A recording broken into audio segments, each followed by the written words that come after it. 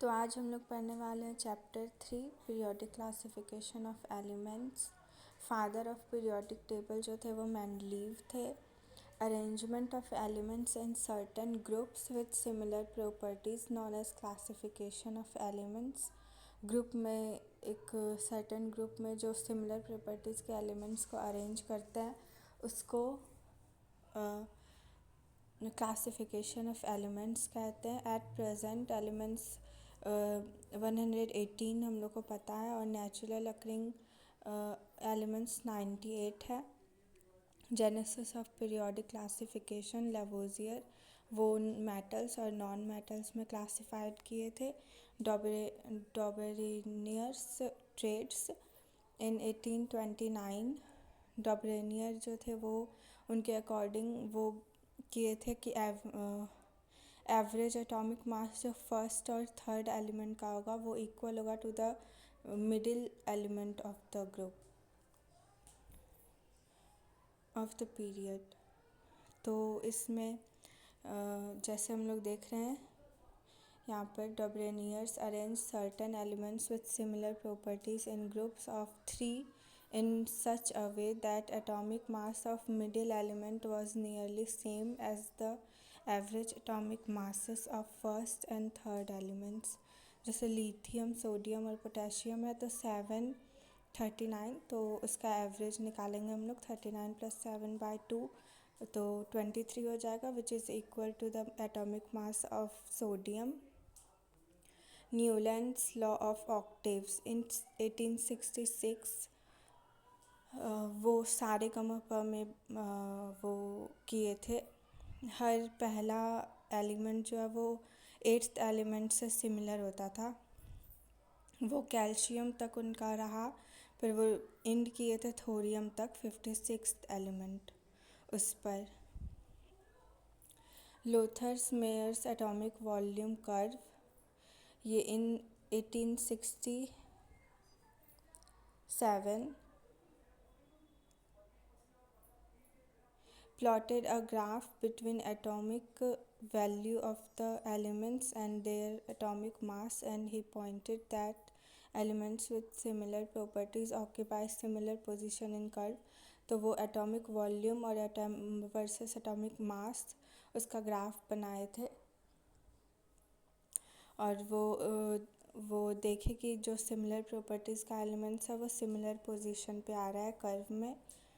Mendeleev's periodic law वो था physical and chemical properties of elements are periodic function of their atomic masses. Atomic mass जो है वो periodic function है वो ऐसा मेंडलीव बोले थे जो कि गलत है। इन्हें पीरियोडिक टेबल हॉरिजॉन्टल लाइन को पीरियड्स कहते थे और वर्टिकल लाइंस को groups. In Mendeleev's periodic table total number of period 7 है और total number of groups 9 1 to 8 और 0 inert gas. Defects in Mendeleev's model तो ये theory concept based on atomic masses atomic मास पे बेस्ड था इनका कॉन्सेप्ट। तो क्या क्या डिफेक्ट्स है तो पहला है कि निकेल जो है वो पीछे ही रह गया कोबाल्ट से, जबकि रियल में कोबाल्ट पहले आता है और निकेल बाद में आता है।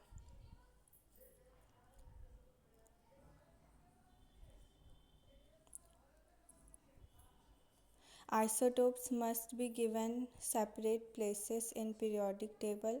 आइसोटोप्स को अलग एक ग्रुप मिलना चाहिए पीरियोडिक टेबल में।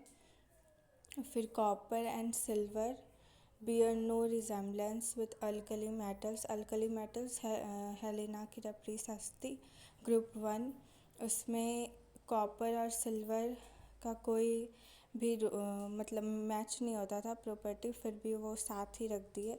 फिर गोल्ड और प्लैटिनम का जो प्रॉपर्टीज़ है वो बिल्कुल सेम है पर फिर भी ये अलग अलग रखे थे और हाइड्रोजन का कोई फिक्स्ड पोजीशन ही नहीं था। 101 एलिमेंट को मेंडलेवियम नाम दिया गया in honour of Mendeleev. Modern periodic law ये मोस्ले के द्वारा दिया गया physical and chemical properties of elements are periodic function of their atomic number. ये बोले कि एटॉमिक नंबर जो है वो पीरियोडिक फंक्शन है एलिमेंट्स का। अभी इसमें पीरियड्स जो था वो 7 था और ग्रुप्स जो है वो 18 है। पीरियड 1 2 3 4 5 6 7 और नंबर ऑफ एलिमेंट्स जो होते हैं वो 2 8 8 18 18 32 और 7 अभी इनकम्प्लीट है। Modern periodic table are classified as S block, P block, D block और एफ ब्लॉक। एस ब्लॉक में आता है ग्रुप 1 और 2, अल्कली और अल्कलाइन अर्थ मेटल। अल्कली हम लोग ग्रुप 1 को इसलिए बोलते हैं क्योंकि ऑक्साइड्स और हाइड्रोक्साइड्स जो होता है बेस का वो उसी से बनता है, जैसे NaOH, LiOH वो सब तो वो सॉल्युबल होते हैं वाटर में, इसलिए उसको अल्कली कहते हैं। और पी ब्लॉक में chalcogens, pnictogens, halogens, inert gas 13 to 18 group होता है।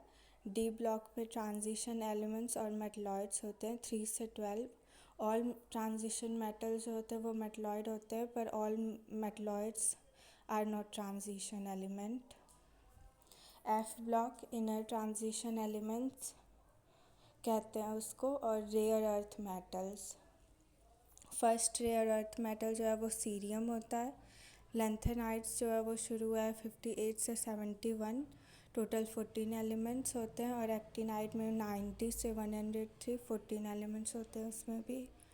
पीरियोडिक प्रॉपर्टीज़, एटॉमिक रेडियाई जो है वो डिस्टेंस होता है between the centre of the nucleus and outer most orbit of the atom, उसको कहते हैं एटॉमिक रेडियाई।